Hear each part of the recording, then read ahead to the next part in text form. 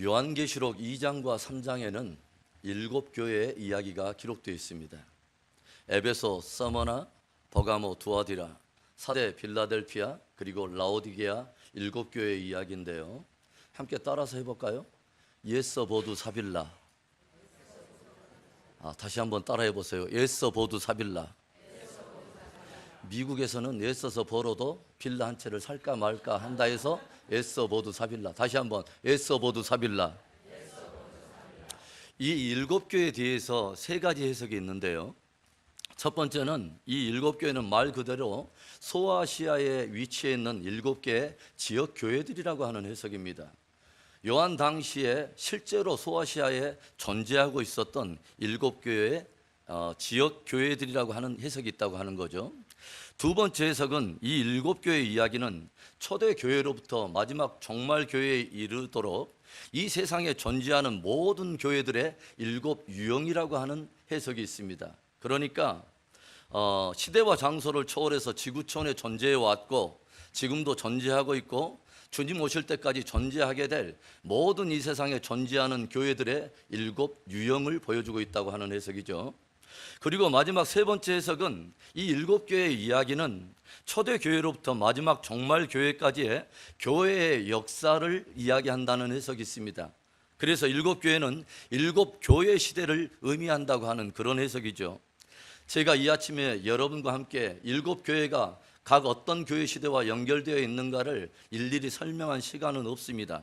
다만 이 3번째 해석에 따르면 마지막에 기록되어 있는 라오디게아 교회는 종말 교회의 한 예표가 된다고 하는 것이죠.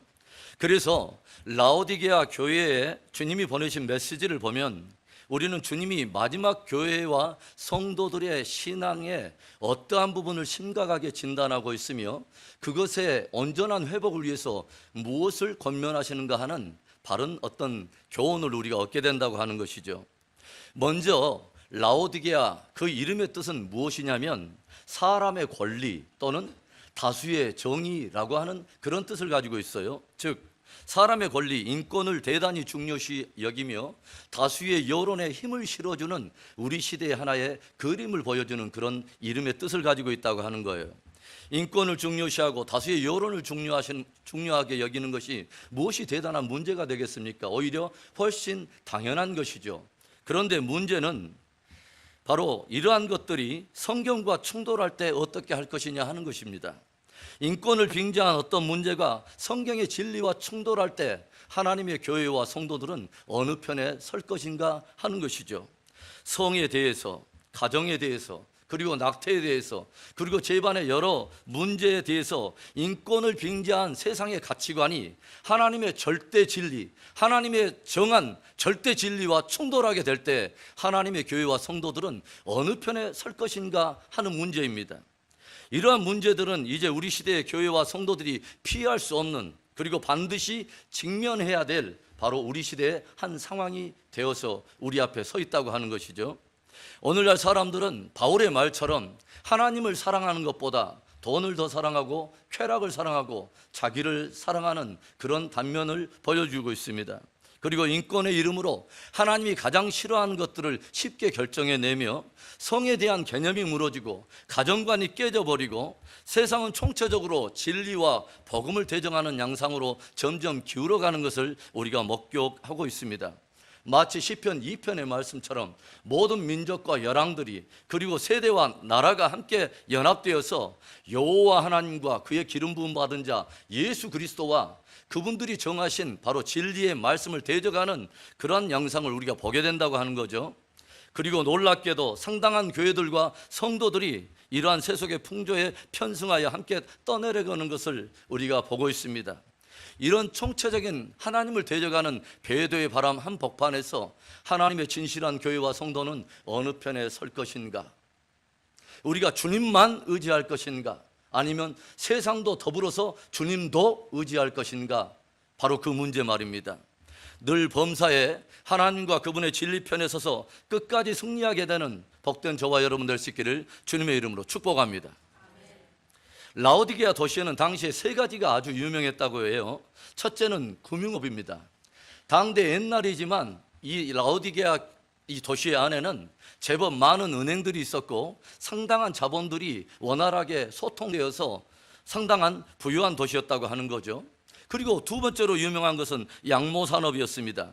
목장마다 많은 양떼들이 있어서 양모로 좋은 옷을 짜서 팔았을 뿐만 아니라 당대의 세련한 패션을 즐겼고 사람마다 화려하고 좋은 옷을 자랑하던 그런 도시였다고 하는 것입니다. 그리고 세 번째 유명한 것은 바로 이 도시에서는 좋은 안약이 생산되고 있었다고 하는 거죠. 그래서 라오디게아 도시 안에는 눈이 아픈 사람이 없다고 말할 정도로 그들은 건강한 눈들을 가지고 있었다고 하는 것입니다. 그래서 라오디게아 이 도시에는 이처럼 금융업과 양모 산업이 발달되고 또 여러 약을 제조하는 이런 그런 산업이 많이 발달되어 있었기 때문에 다른 도시들보다 나름 제법 부유함을 누리고 있었다고 하는 것이죠. 그리고 교회와 성도들 역시 이러한 영향 때문에 상당한 부유함을 더불어 누리고 있었음을 오늘 우리가 본문을 통해서 엿보게 된다고 하는 것입니다. 17절 상반부에 보면 어떤 말씀이 기록되어 있냐면 나는 부자라 부유하여 부족한 것이 없다라고 라오디게아 교회와 성도들이 함께 고백했던 내용을 우리가 보게 되죠. 그런데 그럼에도 불구하고 그러면 주님은 어떻게 평가하느냐 하는 것이죠. 우리 주님께서는 저들이 나는 부자라 부유하여 부족함이 없다라고 말을 하지만 주님께서는 오히려 저들 안에서 무엇을 봅니까? 저들의 건고함과 가련함과 가난함 그리고 눈먼 것과 벌거벗음을 진단하면서 저들의 신앙 속에 치명적인 매우 미지근한 신앙이 있다고 하는 것을 책망하시는 것을 우리가 보게 되죠. 그것도 심지어 그 수준이 주님께서 토에 내치실 만큼 미지근한 신앙이라고 주님이 엄중하게 경고하고 있는 것을 우리가 보게 된다고 하는 거예요. 무엇이 문제일까요? 당시 라오디게아의 이 도시 안에는 멀리 7 내지 9km에서 떨어진 히에라볼리에서 흘러오는 뜨거운 온천수가 함께 흘러들어오고 있었는데 그 먼 거리를 흘러들어온 물 속에 작은 어떤 그 조류들이 함께 함유되면서 그리고 여러 석회 물질이나 다른 이물질이 함께 섞여 들어오면서 라오디게아에 이 물이 도착할 때쯤 되면 미지근해서 이걸 먹을 수도 없고 다른 이물질들이 끼어서 더러워서 이게 함께 사용할 수 없는 전혀 쓸모없는 그런 물들이 되고 말았다고 하는 것입니다. 주님께서는 바로 이러한 상황들을 염두하시면서 라오디게아 성도들의 신앙 상태가 이렇게 미지근하여 토에 내버릴 수밖에 없는 위기의 상태에 있다고 하는 심각한 말씀을 경종해 주셨다고 하는 것이죠. 그렇다면 주님께서 라오디게아 이 교회와 성도들의 회복을 위해서 던져주는 귀한 회복을 위한 권면은 무엇이냐 하는 것입니다. 이 귀한 메시지를 통해서 종말을 살아가는 교회와 성도들에게 저와 여러분들에게 들려주시는 귀한 권면은 무엇인가를 함께 나누려고 합니다. 첫 번째는 불로 연단한 금을 사라고 주님은 말씀하십니다. 옆 사람과 우리 함께 인사합시다. 불로 연단한 금을 삽시다.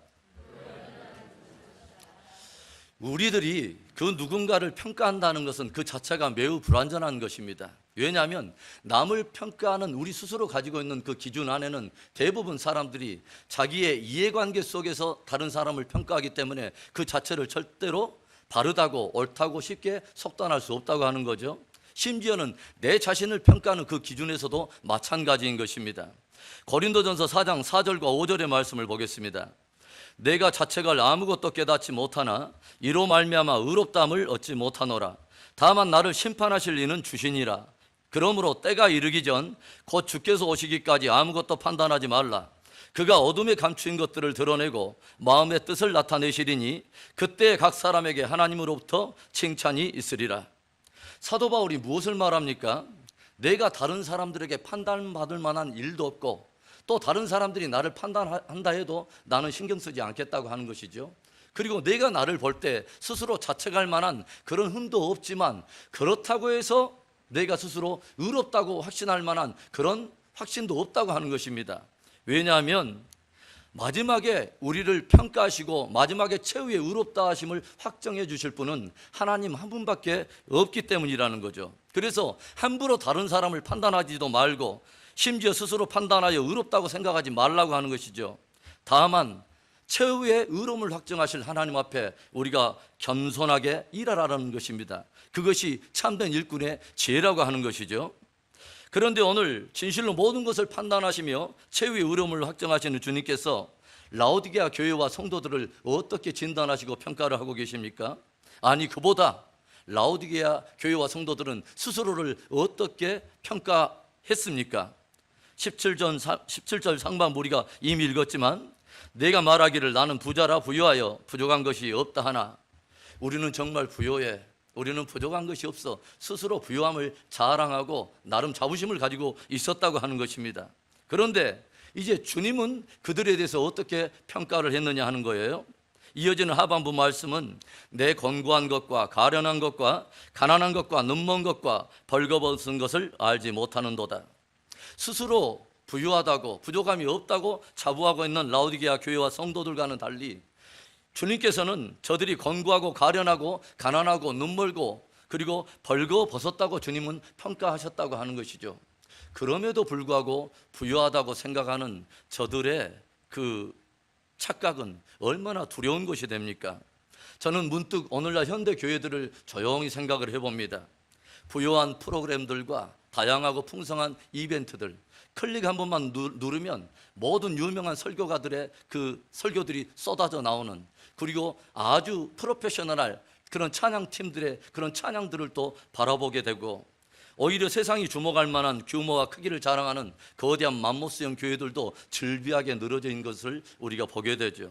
그런데요, 아주 기형적이고 치명적인 모습은 무엇이냐면, 교회는 이렇게 많아지는데, 그리고 교회가 몸집도 커지고 성장을 해가는데 이와 비례해서 술집도 많아진다고 하는 것입니다. 그리고 세상은 더 부패해지고 더 강포해지고, 심지어 그 비리와 강포함의 그 영역 안에 놀랍게도 하나님의 사역자들과 상당한 수의 성도들이 함께 연루되어 있는 것을 우리가 보게 된다고 하는 것이죠. 무엇이 문제일까요?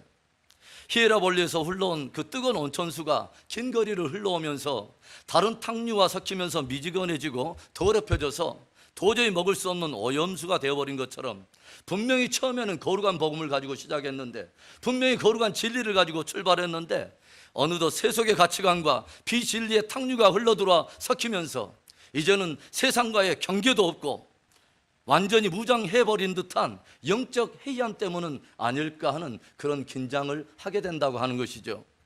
주님은 우리에게 도전하십니다. 진리로 저희를 거룩하게 하소서. 주의 말씀은 진리이니이다. 주님은 우리에게 거룩을 도전하시는데, 현대인들은 무엇을 말해요? 요즘 그렇게 사는 사람이 어디 있어요? 너무 거룩하면 재미가 없어. 세상 즐기는 맛이 없잖아. 은근히 조롱하면서 하나님 반대편에 서게 된다고 하는 거죠. 그러면서도 놀라운 것은 나는 부유하다 착각한다고 하는 것이죠. 교회 안에서는 목사여 성도인데 세상에 나가면 세상 사람보다 더 철저하게 세속적인 가치관을 가지고 살아가는 그런 세속적인 사람으로 살아가면서 마음속에는 여전히 또 나는 부유하다 그렇게 생각을 한다고 하는 것이죠. 오늘 주님이 라오디게아 교회와 성도들 위해서 내린 처방 첫 번째가 무엇입니까? 불로 연단한 금을 사라. 그냥 금이 아닙니다. 불로 연단한 금을 사라. 성경에서 금이 의미하는 것이 무엇이냐면 바로 믿음입니다. 그런데 그냥 단순한 믿음이 아니라 주님이 말씀하는 것은 불로 연단한 믿음을 준비하라고 하는 것이죠. 환난과 어떤 시련 속에서도 흔들리지 않은 견고한 믿음을 준비하라고 하는 것입니다. 왜일까요? 그 믿음이 아니면 마지막 거대한 격변과 환난을 돌파할 수 없기 때문입니다. 예수님께서도 제자들에게 무엇을 말씀하세요? 인자가 다시 올 때에 믿음을 보겠느냐라고 주님은 말씀하세요.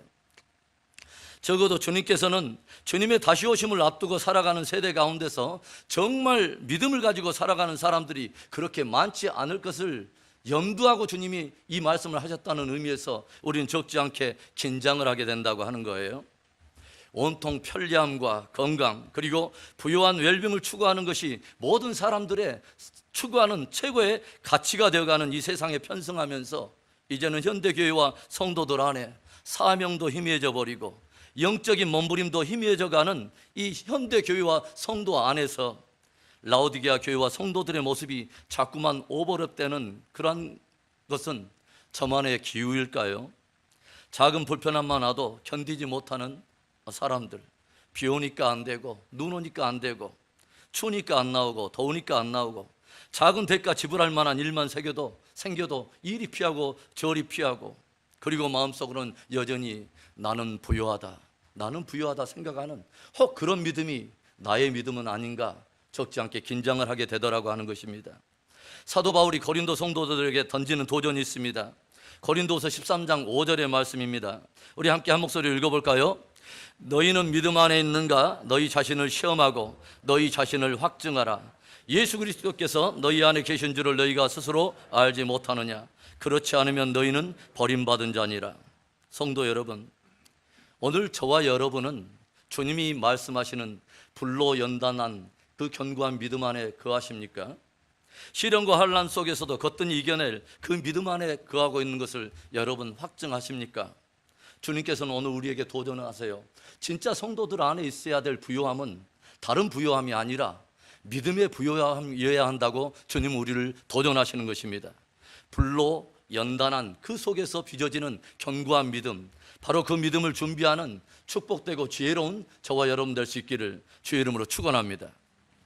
주님께서 라오디게아 교회를 통해서 정말 교회와 성도를 도전하시는 귀한 도전 두 번째는 흰옷을 사서 입으라고 하는 것입니다. 오늘 주님께서 흰옷을 사서 입으라고 말씀하시는데 오늘따라 보니까 흰옷을 입으신 분들이 많아요. 우리 지영 집사님은 상당히 예언적인 감각이 있어서 흰옷을 딱 입고 준비하셨어요. 성경에서 옷은 무엇을 의미하는지 아세요? 계시록 19장 8절에 이런 말씀이 기록되어 있습니다. 그에게 빛나고 깨끗한 세마포 옷을 입도록 허락하셨으니 이 세마포 옷은 성도들의 옳은 행실이로다 하더라. 성경에서 옷은 무엇을 의미한다는 것이죠? 바로 행실을 의미한다는 것입니다. 방금 읽은 계시록 19장 말씀은 마지막에 있게 될 어린 양의 혼인잔치를 다루고 있는 말씀 중에 한 구절인데 빛나고 깨끗한 세마포 옷을 입은 그 신부의 모습을 우리에게 보여준다고 하는 것이죠. 혼인잔치를 준비하는 신부가 마땅히 그 예식에 합당한 옷을 준비하는 것이야 당연하지 않겠습니까? 그와 마찬가지로 마지막 날에 있게 될 어린 양의 혼인잔치에 초대받은 성도들은 그의 신부된 성도로서의 희고 깨끗한 행실을 준비하라고 주님은 우리에게 도전해 오신다고 하는 거죠. 마태복음 22장에 보면 그 아들을 위하여 혼인잔치를 준비하는 한 임금에 대한 비유를 주님께서 친히 들려주신 것을 우리가 보게 돼요. 왕이 종들을 보내어가지고 사람들 그 혼인잔치에 초대하는데 사람들마다 이 왕의 초대에 어떻게 반응합니까? 참으로 읽어보면 충격적인 반응이죠. 왕의 초대임에도 불구하고 사람들은 그 왕의 초대를 거절하고 거들떠보지도 않으면서 어디로 갑니까? 자기의 사업하는 곳으로 달려가고 자기의 밭갈 그런 농장으로 또 달려가고 어떤 이들은 아예 그 보내심을 입은 종들을 능욕하더니 아예 죽이기까지 하는 것을 성경이 기록하고 있지 않습니까? 그러자 임금이 노해서 이 연루된 모든 마을들을 불태우고 또 연루된 모든 사람들을 징계하고 진멸하더니 이제는 이 종들을 보내가지고 모든 만나는 사람들마다 가리지 말고 모두 다 초대하라고 주님이 명령을 하시죠. 그리고 잔치가 시작될 무렵에 임금이 이제 초대받은 모든 사람들을 둘러보려고 그 모든 사람들 무리 가운데 둘러보는데 어떤 한 사람을 발견하는 내용이 기록이 되어 있습니다. 어떤 사람입니까? 바로 예복을 입지 않은 한 사람을 발견했다고 성경이 기록하고 있죠. 그래서 그에게 물었습니다. 어찌하여 예복을 입지 않고 여기 들어왔느냐? 그러자 그 사람이 입은 있는데 말을 못하는 유구무원이에요. 이때 임금이 그 종들에게 무엇을 명령하냐면 그 손발을 묶어 바깥 어두운 데에 내던지라. 거기서 슬피 울며 이를 갈게 되리라. 무서운 명령을 내립니다. 그리고 이 말씀을 들려준 예수님께서 아주 의미 있는 이 말씀을 덧붙이시는데 마태복음 22장 14절의 말씀입니다. 청함을 받은 자는 많되 택함을 입은 자는 적으니라. 이 말씀, 이 정황을 우리가 지켜본다면 청함을 받은 사람은 누구를 의미할까요? 바로 왕의 초대를 받은 사람들이죠. 그러면 택함을 받은 사람은 이 정황으로 볼 때 어떤 사람을 말하는 것입니까? 바로 예복을 입은 사람을 말하는 것이죠. 의외로 많은 사람들이 하나님으로부터 위대한 혼인잔치를 위해 초대를 받지만 정작 거기에 합당한 예복을 준비하는 사람이 드물다는 것을 주님이 경종해 주시는 말씀이란 거죠. 위대한 복음과 은혜의 초대를 받았는데 정말 그 복음이 나에게 실제가 되었기에, 정말 그 은혜가 내게 실제이기에 이제 그에 합당한 삶으로 정작 그날을 준비하는 그런 사람들이 의외로 드물다는 것을 주님이 경종해 주셨다고 하는 것이죠. 헬라어 신돈이라고 하는 신돈에 해당하는 이 세마포는 희고 깨끗한 베옷을 의미하는데, 성경에 보면 이 세마포는 먼저 제사장들의 의복을 만드는 재료였다고 하는 것을 성경이 드러내 줍니다. 제사장들의 속옷을 만들 때 이 세마포 옷으로 만들고, 제사장들의 두건과 빛난 관과 그리고 고의까지 모두 희고 깨끗한 세마포를 사용했다고 하는 거죠. 성경이 우리 성도들을 무엇이라고 일컫습니까? 왕 같은 제사장들이라고 말합니다. 제사장의 속옷과 두건과 빛난 관과 고의까지 모두 다 희고 깨끗한 세마포로 입혔듯이 제사장 된 성도들 안에는 세상과 구별된 희고 깨끗한 행실이 있어야 된다는 것을 주님이 우리에게 가르쳐 주시는 것입니다. 그런가 하면 성막의 울타리 휘장 재료가 세마포입니다. 하나님의 교회됨의 울타리를 치는 경계가 세마포라고 하는 거죠. 무엇을 말하는 걸까요? 교회는 세상과는 구별되고 다른 옳은 행실이 있어야 된다고 하는 거죠. 라오디게아 지역에는 양모 산업이 발달했기 때문에 당대 다른 지역의 사람들보다 세련된 옷을 입고 다니는 사람들이 많았고, 그러한 것들을 자부심을 가지고 살았습니다. 그런데 오늘 주님이 라오디게아 교회와 성도들을 진단하시면서 처방 내리시는 것은 흰옷을 사서 입어서 내 벌거벗은 수치를 보지 않게 하라고 주님은 말씀을 하신다는 거죠. 사람들 앞에서 이것저것 단장했어요. 그런데 주님의 눈에 비친 저들의 모습은 벌거벗은 모습이었다고 하는 거죠. 이제 연륜도 붙었고 직분도 있고 은사도 있고 명분도 있는데, 그런데 합당한 삶이 보이지 않을 때 주님 앞에서 벌거벗은 우리의 모습은 아닌가 하고 뒤돌아보라고 하는 것이죠. 주님의 지상 강림을 묘사하고 있는 계시록 19장에서 주님을 따르는 하늘 군대의 모습을 또 이렇게 묘사하고 있습니다. 계시록 19장 14절의 말씀인데요, 하늘에 있는 군대들이 희고 깨끗한 세마포 옷을 입고 백마를 타고 그를 따르더라. 예수님을 따르는 하늘 군대의 모습 역시 뭐냐면 희고 깨끗한 세마포 옷을 입고 따르더라고 하는 것이죠. 바로 승리 성도의 옷을 바로 묘사하고 있는 것입니다. 그러니까 희고 깨끗한 세마포는 먼저 그리스도 예수의 신부된 성도들의 옷이요, 또 하나는 뭐예요? 왕 같은 제사장 된 성도들의 옷이요, 또 하나는 뭡니까? 승리하며 끝까지 주님과 더불어 영광 가운데 오게 될 바로 승리 성도의 취할 옷이라고 하는 것입니다. 그렇다면 우리는 어떻게 이런 옷을 준비할 수 있을까요? 어떻게 희고 깨끗한 세마포 옷을 준비할 수 있겠습니까? 성경은 우리가 주님의 보혈의 은혜 앞에서 나아가서 끊임없이 회개하는 삶을 살 것을 종용하고 있습니다. 보혈의 은혜 앞에 우리의 잘못된 행실을 고백하며, 그리고 성경과 진리를 따라서 바로 합당한 삶을, 행실을 준비하는 것입니다. 우리가 여러 번 여러분과 함께 나눴지만 계시록 22장 14절에 계시록에 등장하는 7가지 복 중에 마지막 복이 이렇게 기록되어 있어요. 우리 한 목소리로 읽어볼까요? 자기 두루마기를 빠는 자들은 복이 있으니 이는 그들이 생명나무에 나아가며 문들을 통하여 성에 들어갈 권세를 받으려 함이로다. 정말 생명나무에 나아가며 문들을 통해 성에 들어갈 권세를 받으려 하는 자마다, 이를 사모하는 자마다 해야 될 일, 그 일이 무엇이냐면 바로 두루마기를 빤다고 하는 것이죠. 성경의 두루마기, 옷은 무엇을 말한다고 했죠? 행실이라고 말했습니다. 행실을 빠는 것입니다. 행실을 진리의 말씀에 비추어서, 말씀의 거울에 비춰서 잘못된 것을 주님이 원하는 진리를 따라 합당한 삶으로 준비하는 것입니다. 그 사람이 지혜 있다고 주님이 말씀하시는 거예요. 주님의 부름에 합당한 흰옷을 준비해서 마침내 생명나무에 나아가며 문들을 통해 성에 들어갈 뿐만 아니라 예비된 영광의 기업을 취하는 승리 성도가 될 수 있기를 주의 이름으로 다시 한번 축원합니다. 라오디게아 교회를 통해서 종말 교회와 성도를 도전하시는 주님의 세 번째 권면, 마지막, 안약을 사서 눈에 바르라고 하는 것입니다.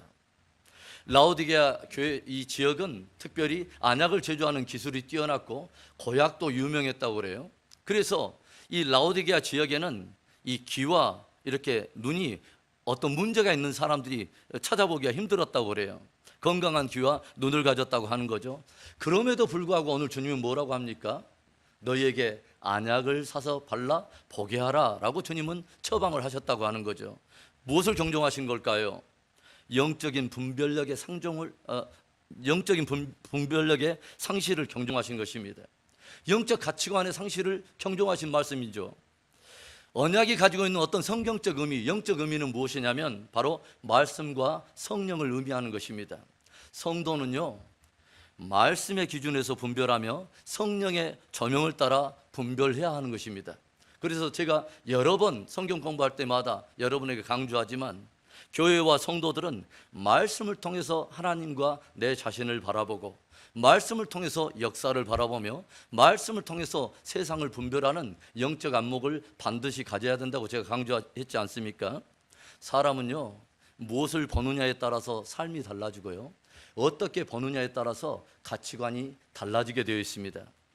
예수는 장자권을 경홀히 여기고 가볍게 보더니 마침내 그것의 가치를 팥죽 한 그릇에 팔아버리고 영원토록 후회하는 인생을 살았습니다.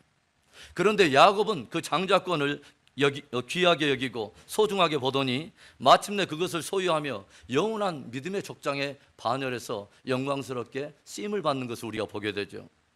가룟 유다는 메시아인 그 구원자 되신 예수님을 은 30냥에 팔아버리고 영원한 멸망에 빠졌지만 많은 제자들은 예수님을 위해 좁은 길을 걸으며 순교로 증인의 사명을 다하다가 새 예루살렘의 기초석으로 서 있게 됨을 요한계시록이 증거하는 것을 우리가 보게 되죠.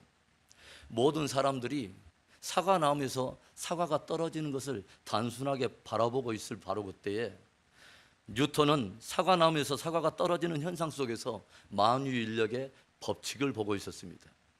아르키메데스라고 하는 사람은 목욕탕 위에서 물 위에 떠 있는 바가지를 보고서 부력의 원리를 보고 있었습니다. 모든 사람들이 눈을 가졌다고 다 보는 것은 아니더라고 하는 것입니다.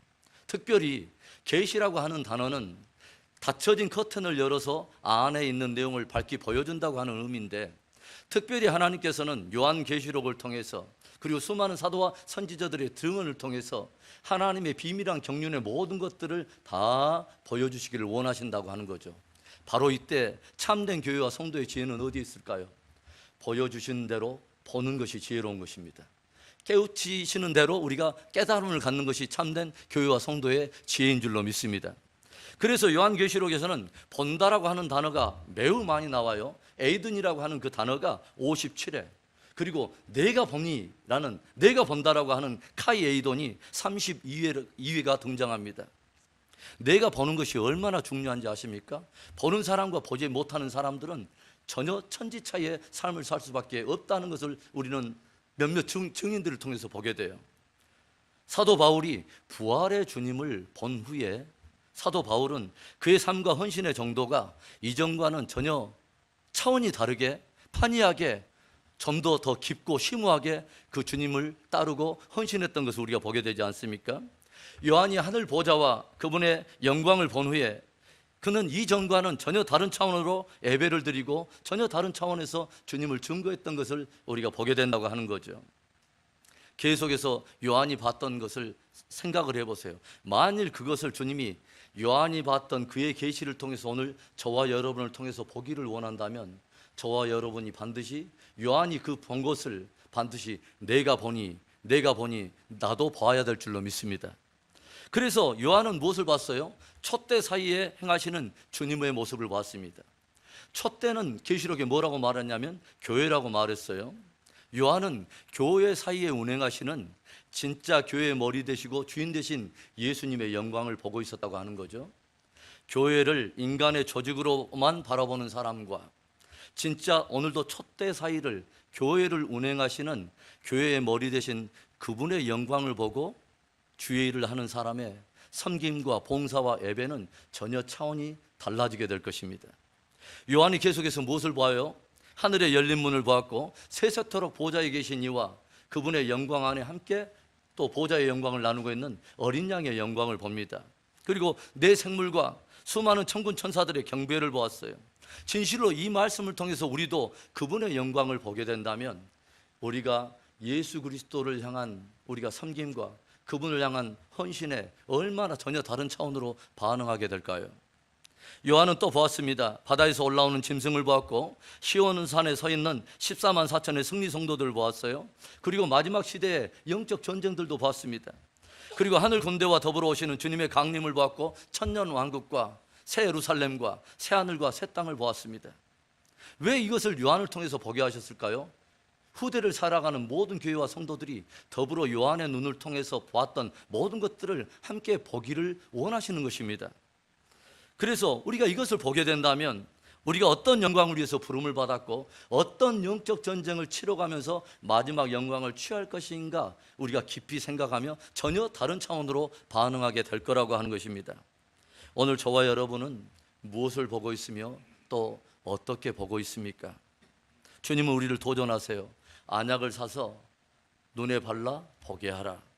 진실로 축복하기는 말씀과 성령을 통해서 영적 분별의 눈이 열리며 합당한 믿음으로 반응하는 지혜가 저와 여러분에게 있기를 진심으로 축복합니다. 사랑하는 성도 여러분, 인본주의와 비진리의 탕류가 교회와 성도들을 향하여 거대하게 일어나고 있고 또 한편으로 세속의 풍요함이 우리들의 영적 무장을 느슨하게 만들어가는 이때에 오늘 나의 신앙의 현주소는 어디입니까? 나의 이웃과 나의 자녀들, 내 가족들의 신앙의 현주소는 어디에 있습니까? 오늘 주님은 종말교회와 성도된 우리들을 도전해 오십니다. 불로 연단한 금을 사라. 환난과 시련 속에서도 흔들리지 않는 견고한 믿음을 준비하라는 거죠. 흰옷을 사서 입어 벌거벗은 수치를 보지 않게 하라.